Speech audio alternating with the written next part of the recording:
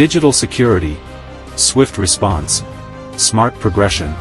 Welcome to Qingqiao Safety Investigation. According to Agence France-Presse, thousands of Indonesians recently demonstrated outside the parliament building to protest the revision of the local election law. Previously, the Indonesian Constitutional Court had ruled that candidates for local chief and deputy chief ministers must be at least 30 years old at the time of registration. However, the Indonesian Congress proposed an amendment that would base the age requirement on the candidate's age at the time of taking office, rather than at registration. Many believe this change is intended to allow President Jokowi's youngest son, Kaisang Pangarep, who turns 30 in December, to run for Jakarta Special Administrative Region Chief in November. Critics argue that the amendment is politically motivated and undermines democratic principles. It is understood that this is not the first time Indonesia has revised its electoral law.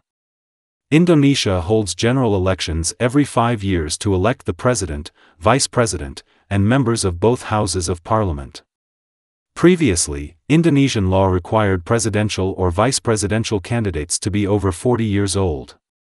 However, on October 16, 2023, just before the general election, the Indonesian Constitutional Court lowered the age threshold to 30. The change sparked controversy, with many believing it was intended to pave the way for President Joko's eldest son, Gibran Rakabuming Raka, born in 1987.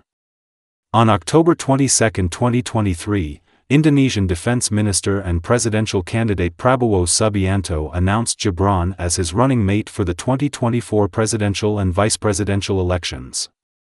On February 14, 2024, the Prabowo-Gibran ticket won the election with 58.58% of the vote. Less than half a year later, the authorities amended the election law again.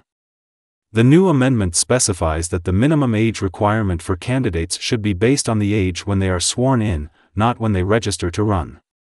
President Jokowi's youngest son, Kaisang Pangarep, will turn 30 in December this year. Under the revised law, he plans to run in the Jakarta Special Administrative Region Chief election in November. This amendment sparked widespread protests. Demonstrators gathered outside the capital, with some setting tires on fire, setting off firecrackers, and chanting anti-Jokowi slogans. The Indonesian police deployed 3,200 officers in Jakarta, and law enforcement used water cannons and tear gas to disperse the crowd.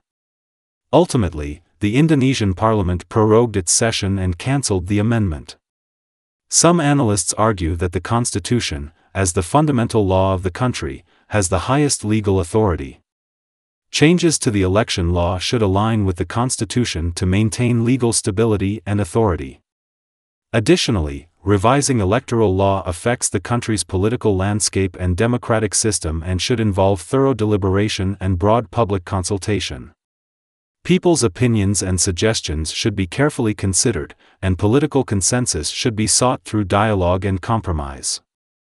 Rushed amendments can provoke public skepticism and lead to unrest, such as large-scale demonstrations. Tune in at 6 a.m. from Monday to Friday for Qingqiao Safety Investigation for your daily safety updates.